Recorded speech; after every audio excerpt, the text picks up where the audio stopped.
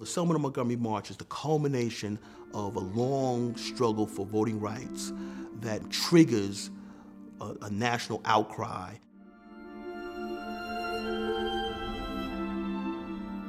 Bloody Sunday is beamed across the nation and across the world as the forces in Alabama try to turn back the idea that black people wanted to participate in the political process.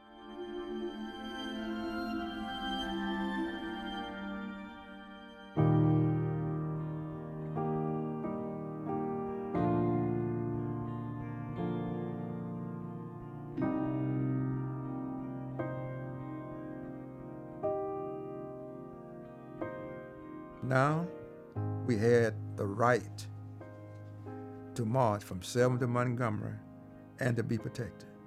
The governor, the sheriff department, and others would not interfere.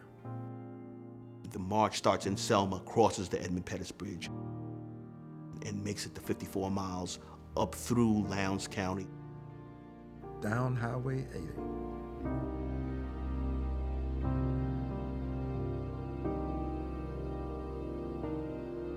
All the way to Montgomery.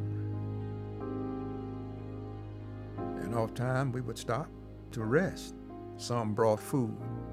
It meant that some people were so determined to assist us. I was 11 years old in the 6th grade, and my 6th grade class, we cleaned up at the campsite. My class was part of the cleanup crew. They camped out overnight for 4 different nights. They had a crew that would dismantle the tents, pack them up and move them up to the next campsite. They had a crew that did the same thing with the kitchen, the food, utensils and all that.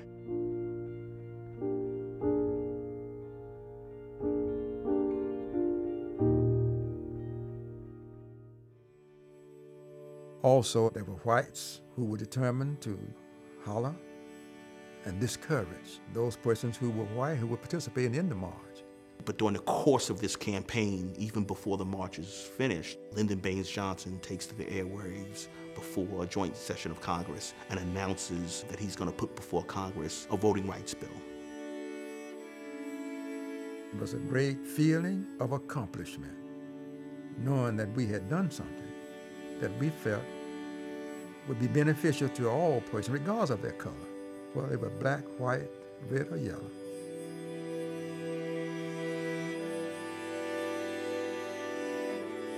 You felt that something great was being accomplished. You just felt that there was an enormous happiness and an enormous joy that you had finally arrived, that even though all those things had gone against you, you was finally there.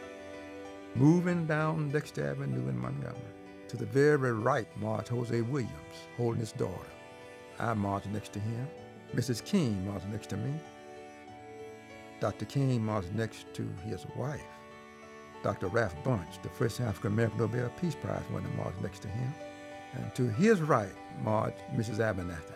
To her right marched her husband, Ralph Abernathy. And to his right marched John Lewis, who today is United States coming from Georgia.